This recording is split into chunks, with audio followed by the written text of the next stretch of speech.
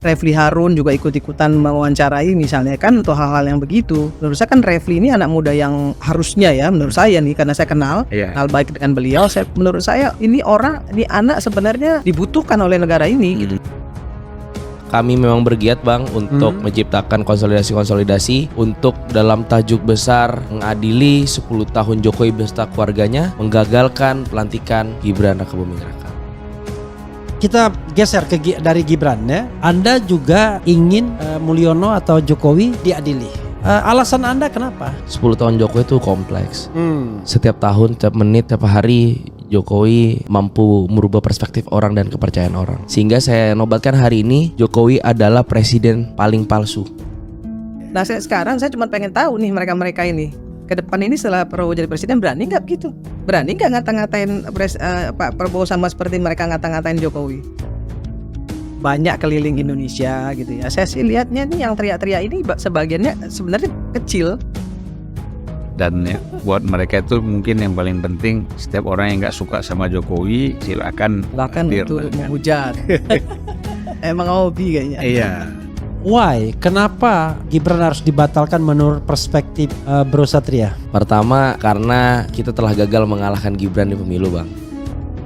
Ya tadilah misalnya Anies diminta jadi sekjen PBB, logikanya nggak ada, ya kan? Apalagi bilang bahwa Gibran nggak akan dilantik, yang akan dilantik tuh Anies bersama Prabowo. Duh, lucu lagi kan? Anies, seandainya nanti wakil presiden yang akan dilantik nanti terjerat dengan hukum, bagaimana secara hukum? Apakah bisa Pak Anies nanti naik menjadi wakil? Harapannya seperti itu dan mohon Bang Refli untuk dijawab. Assalamualaikum warahmatullahi wabarakatuh. Ya, kembali lagi bersama saya di channel Kos Politik ya. Oke, di kesempatan kali ini saya akan membagikan pernyataan Irma Suryani Caniago ya saat podcast bersama Sulvan Lidan. Di podcast itu ya, Irma Caniago tampak kesal dengan para pembenci Pak Jokowi ya. Ia mengatakan kepada para pembenci Pak Jokowi, apakah ketika Pak Prabowo sudah dilantik, mereka akan berani nyinyir ke Prabowo seperti apa yang dia lakukan kepada Pak Jokowi ya. Bu Irma juga mengatakan bahwa orang-orang yang berteriak nyinyir kepada Pak Jokowi ya, sebenarnya itu di lingkungan kecil saja ya. Bu Irma banyak keliling di Indonesia ya. Ia mengatakan di luar sana cenderung menyukai Pak Jokowi ya dibanding membenci beliau. Dan itu membuktikan ya bahwa orang-orang yang nyinyir atau membenci Pak Jokowi hanya hidup di lingkungan kecil saja ya. Oke, tanpa lama basa-basi, marilah kita sama-sama simak video berikut ini. Ya, nggak educated gitu loh Bang. Iya. Untuk orang-orang sekelas itu bicarain itu menurut saya nggak sama sekali nggak. Memalukan diri sendiri menurut saya. Nah sekarang saya cuma pengen tahu nih mereka ini ke depan ini setelah Prabowo jadi presiden berani nggak begitu? Berani nggak ngata-ngatain Pak Prabowo sama seperti mereka ngata-ngatain Jokowi? Kan Pak Jokowi selama ini dikatain apa aja nggak pernah respon, ya kan? Iya. Saya pernah tanya, kok nggak pernah respon Pak? Dikata-katain sama presiden akal sesat itu kan? Dia bilang itu apa? Nggak penting juga untuk ngerespon gitu. Iya betul. Jadi menurut saya ya orang ini nggak penting bagi Pak Jokowi gitu loh. Jangankan Jokowi, kita aja nggak penting. Iya, makanya mungkin emosi kali ya, nggak pernah digubris gitu sama Pak Jokowi, makin menjadi gitu. Mungkin kepengen direspon. Ya, gitu. kepengen diundang ke istana. Mungkin gitu. Kalau diundang tapi nggak diundang-undang kan orang dilirik aja enggak, direspon aja enggak. Gitu. Saya pernah tanya Pak. Saya pernah ketemu sama beliau, saya tanya, kenapa sih nggak direspon? Nggak perlu.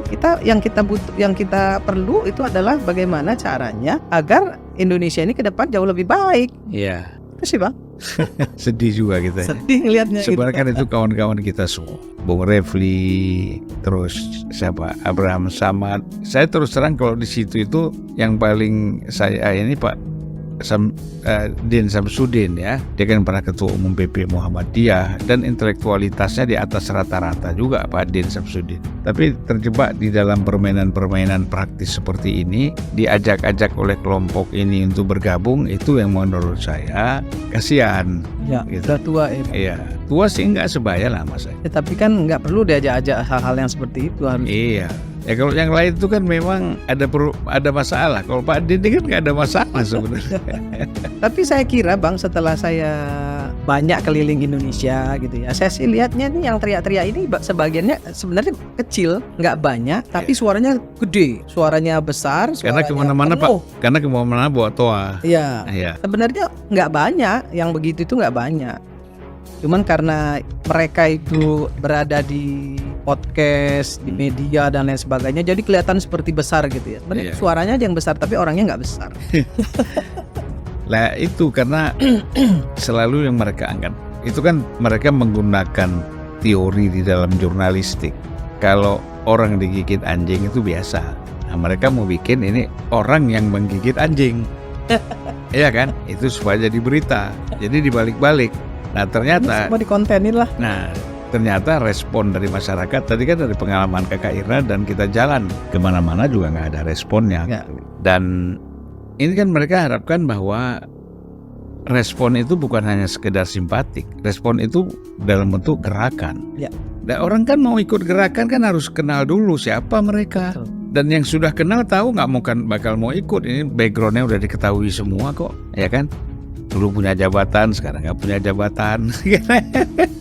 Ya contohnya aja ada seorang dokter yang diwawancarai di podcast gitu, yang bilang bahwa contohnya nih, ini mempermalukan Anies kalau menurut saya, Bang. Bahwa Anies itu diperlukan oleh PBB, bakal diminta menjadi sekjen PBB, dan dia nggak level lah kalau cuma sekedar presiden gitu kan. Dan bilang juga bahwa Anies itu dibutuhkan oleh dunia karena untuk mengamankan perang dunia ketiga. Itu kan hal-hal yang bodoh menurut saya. Sangat bodoh. Sangat bodoh. Tapi kok bisa gitu ya seorang, misalnya seorang Bambang Wijoyanto gitu mewawancarai orang itu, kemudian bicara seperti itu tuh gimana gitu.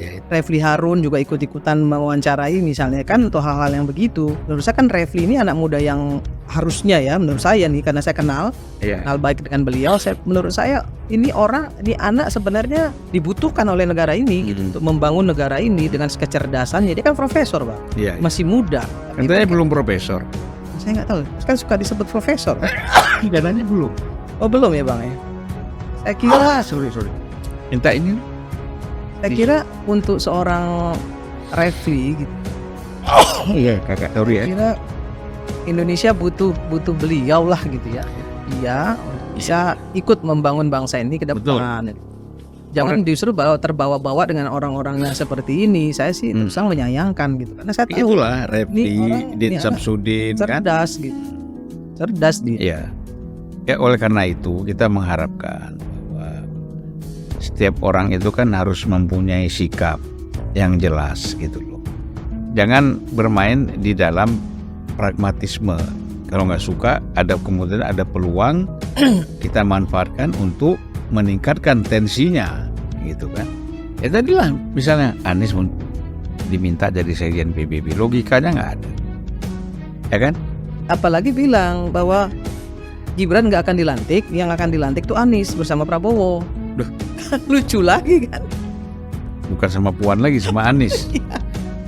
Itu, aduh, Dan ya itu yang hostnya ngundang orang kayak begini nih gimana ya? saya nggak tahu apa sih yang dipikirin namanya Iya, itu hak. host yang seperti itu. Ya itu hak mereka lah mengundang orang. Hak sih. Tapi kalau ngomongnya nggak masuk akal sama sekali Ya kan mempermalukan podcastnya juga, Bang. Kelihatan sekali abal-abalnya gitu, yang ngundang orang-orang yang menurut saya kualitasnya nggak bisa dikedepankan gitu ya. Ya. Dan ya, buat mereka itu mungkin yang paling penting, setiap orang yang nggak suka sama Jokowi silakan Silakan hadir. untuk menghujat. Emang hobi kayaknya. Iya.